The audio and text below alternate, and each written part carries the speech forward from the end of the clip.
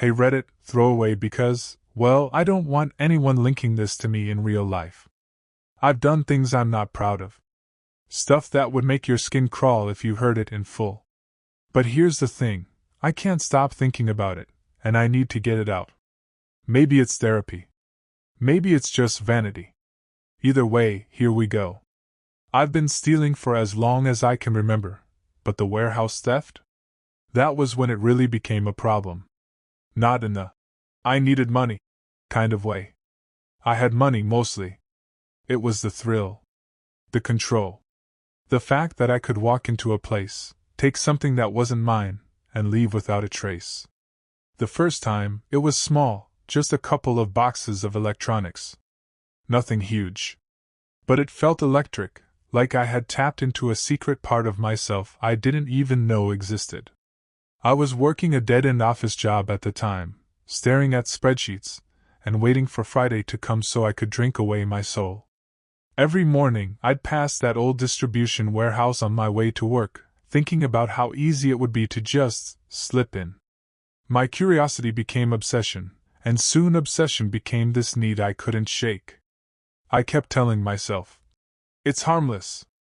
Just a little thrill. Just a test of skill. But deep down, I knew it was more than that. Warehouse theft is a small matter that has become an addiction. And that's exactly where I was headed. Alright, so after that first taste of warehouse theft, I couldn't stop thinking about it. I started obsessively watching the building from afar, noting delivery schedules, employee shifts, even how the lights flicked on and off. It became this game in my head, like I was training for some invisible heist Olympics. I didn't even need money, it was all about the challenge, the puzzle of slipping in without being seen. I started small, memorizing the security camera's blind spots, timing the night shift trucks, even taking note of which doors creaked under pressure.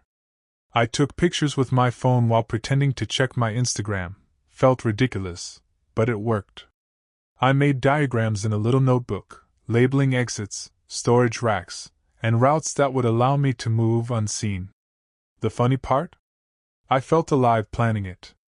Like for the first time, my brain was racing with focus, adrenaline, and anticipation instead of spreadsheets and meaningless meetings. I knew one wrong move could ruin everything, but that's exactly why I wanted it even more.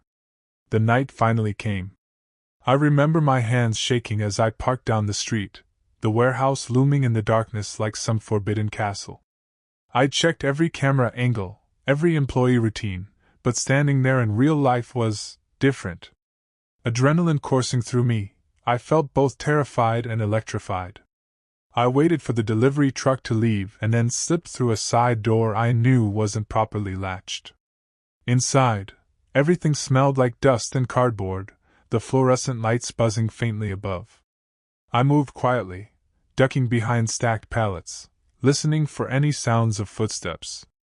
My heart felt like it was trying to jump out of my chest. I grabbed a few small boxes of electronics, nothing too heavy, nothing too obvious, and stacked them neatly in my backpack. Then I froze. A shadow moved across the far end of the warehouse. A security guard? Another thief? I held my breath, hoping he wouldn't notice me. The seconds felt like hours, every nerve screaming that I'd been caught.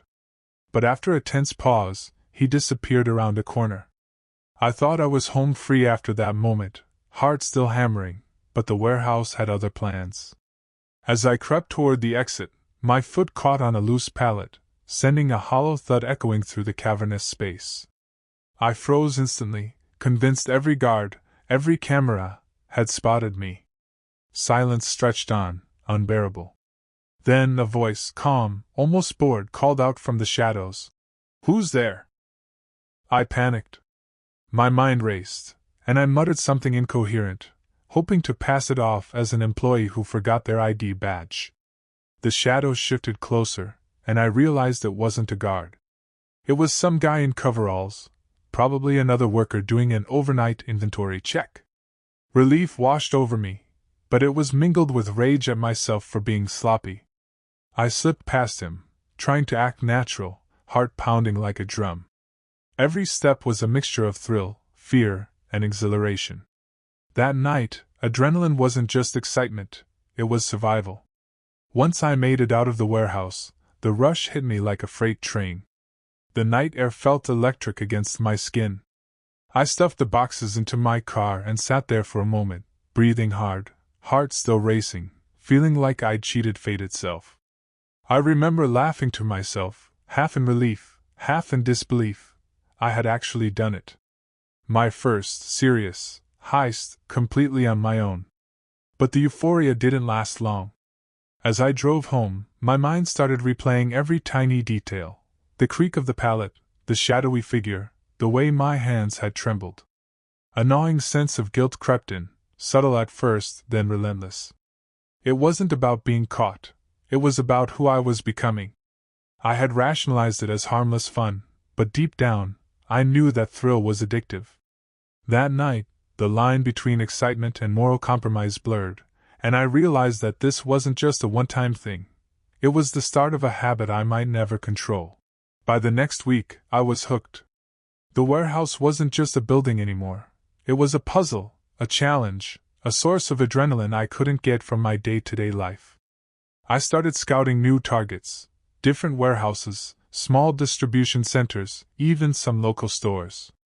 But the thrill wasn't just in the taking anymore. It was in the planning, in the meticulous strategy that made me feel sharp, alive. I carried a little notebook everywhere, scribbling notes, diagrams, schedules. I tracked employee rotations, delivery trucks, and security cameras like a private investigator obsessed with a case that only mattered to me. Every detail mattered: which doors were sticky, which aisles had blind spots, even the timing of the night janitor's rounds. The more I planned, the more I craved the rush. I knew it was reckless, but it felt like mastery. My small victories were intoxicating, and the guilt from the first heist was already fading under the lure of the next one. I was no longer just stealing. I was chasing an addiction I couldn't admit to anyone. The second time, I convinced myself I was smarter, more careful. I picked a smaller warehouse on the edge of town, thinking fewer employees meant less risk. I watched it for a week, memorized guard rotations, delivery schedules, even the flicker of the motion sensor lights. Everything seemed perfect. But of course, nothing ever goes perfectly. The moment I slipped inside, I realized the layout had changed. New shelving units, boxes stacked differently, and a security camera I hadn't noticed before. My heart sank, but I told myself to stay calm. I moved slowly, carefully grabbing a few boxes, hoping no one would see. Then came the worst part, a worker rounding a corner I hadn't expected. I ducked behind a stack of pallets, holding my breath as he passed just inches away. My hands shook, my adrenaline spiked. That close call was a sharp reminder. No matter how careful I thought I was, chaos was always lurking. I thought I'd escaped the warehouse clean, but as I drove away, a sinking feeling crept in. I'd heard sirens in the distance, and for a moment, panic clawed at my chest. My heart pounded as I kept driving, taking back roads, trying to act casual. I wasn't caught, not yet, but the thought of being tracked, of flashing lights behind me, made every second feel like an eternity. When I got home, I dumped the boxes in my apartment and double-checked that no one had followed me. I sat on the couch, hands shaking, stomach twisted with guilt and adrenaline. The thrill was still there, it always would be, but now it was mixed with terror. Every noise outside my window, every unexpected knock, felt like a potential consequence catching up to me. That night, I realized something I hadn't admitted to myself before: this wasn't just a game anymore. Every heist was a risk, and the closer I danced to the edge, the harder it was to pull back. By this point, the thrill wasn't just occasional, it was consuming me. I thought about warehouses constantly, every idle moment at work spent imagining layouts, security systems, and escape routes. I wasn't stealing for money anymore. I was stealing to feel alive. Every heist became a craving, every close call a high I wanted to chase again and again. But the obsession came with a cost. I started losing focus at my job, snapping at coworkers over nothing, forgetting deadlines. Sleep became difficult. I'd lie awake at night replaying my actions, analyzing what went right and what could go wrong next time. The guilt from my first heist had faded, replaced by an anxious tension that never fully left. Even worse, I began rationalizing my behavior. I told myself that as long as I didn't hurt anyone directly, it was harmless. But deep down, I knew that I was slowly losing control.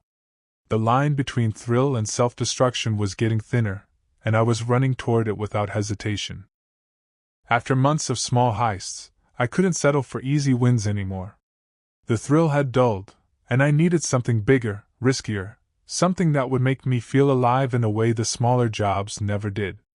I found a larger warehouse, part of a chain that handled electronics on a massive scale. Security was tighter, cameras everywhere, guards rotating constantly, but that only made it more enticing. I spent a week watching, memorizing every detail. When the night shift changed, which doors were locked or left ajar, even the timing of the security patrols. I created contingency plans for every possible problem, imagining how I'd react if caught, if alarms went off, if someone confronted me. My notebook filled with diagrams, exit strategies, and hypothetical scenarios. By the night of the heist, I was nervous, more alive than I'd felt in years. The risk was intoxicating. Fear and excitement intertwined, making every step feel like walking a tightrope over a pit I didn't want to fall into, but somehow knew I might. The night of the big heist, I felt like a predator. Every sense was alert, every nerve screaming. I parked a few blocks away and approached the warehouse on foot, crouched in shadows, heart hammering like a drum. I checked the security cameras one last time through my mental map and slipped through a side door I'd marked as vulnerable. Inside, everything felt huge and alien, the rows of pallets stretching like endless corridors. My backpack felt heavier than it should have, every step echoing in the cavernous space. I grabbed several boxes of high-end electronics, careful to avoid cameras and not make a sound. Then came the disaster. A motion sensor I hadn't noticed triggered a faint alarm. Lights flickered above me, and I froze, realizing I had mere seconds to react. My adrenaline spiked, my mind racing. I ducked behind a pallet, heart pounding so hard it hurt, praying no guard would appear. Every muscle screamed to run, but every instinct told me to stay hidden and wait. I stayed crouched behind the pallet for what felt like hours but was probably only minutes, heart hammering, sweat running down my face. Every sound, my own breathing, the distant hum of the warehouse lights, felt amplified. The alarm stopped as suddenly as it started, leaving me trembling in silence. Relief and terror tangled in a messy knot in my chest. I realized how close I had come to getting caught, how one wrong move could have ended everything. When I finally escaped with the boxes, I was shaking so badly I could barely drive. Adrenaline gave way to a crushing exhaustion, and for the first time, I really felt the weight of what I was doing. It wasn't just excitement anymore. It was dangerous, addictive, and increasingly reckless. Sitting in my apartment later, staring at the stolen electronics, guilt gnawed at me. I had convinced myself I was clever, untouchable, but that night proved I was neither.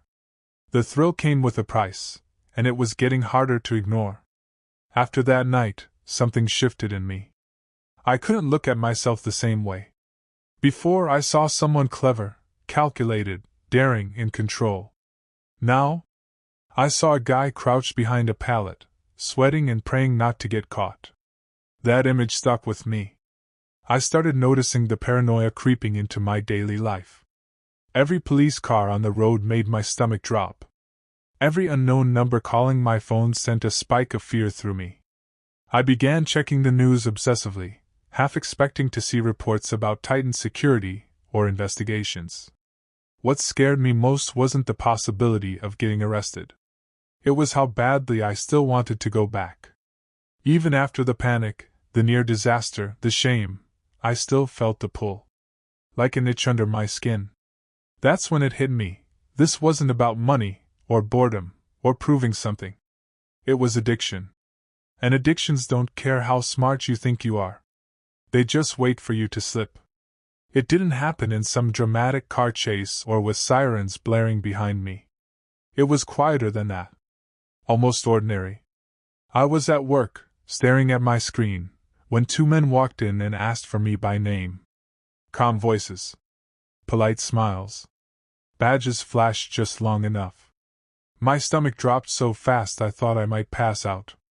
They didn't accuse me outright at first. Just questions. Had I ever visited certain warehouses? Did I know anything about missing inventory? They mentioned security footage, grainy, but enough to place a car like mine near one of the sites. That was the word they used. Like. Not definite. Not yet. I tried to stay calm, played dumb, shrugged like I was mildly inconvenienced. But inside, I was unraveling. Every life felt thin, fragile. They didn't arrest me that day. They just left me with a warning that the investigation was ongoing. And somehow, that was worse. Because now it wasn't adrenaline. It was dread. And dread lingers. They never gathered enough to charge me. Not officially. The footage was blurry, the evidence circumstantial. Eventually the questions stopped. The visits ended. Life, on the surface, went back to normal. But I didn't. For months, I jumped at every knock on the door. I avoided driving past warehouses. I stopped sleeping properly. The thrill that once made me feel powerful had curdled into something sour. Constant anxiety, constant self-doubt. I had wanted to feel in control, but all I'd really done was hand control over to fear. What changed me wasn't almost getting caught. It was realizing how easily I justified becoming someone I never thought I'd be. Addiction doesn't announce itself. It whispers. It disguises itself as boredom, as curiosity, as a harmless challenge. If you're reading this and flirting with that same line, don't. The rush fades. The paranoia doesn't. And the worst part? You have to live with who you became just to feel alive for a moment.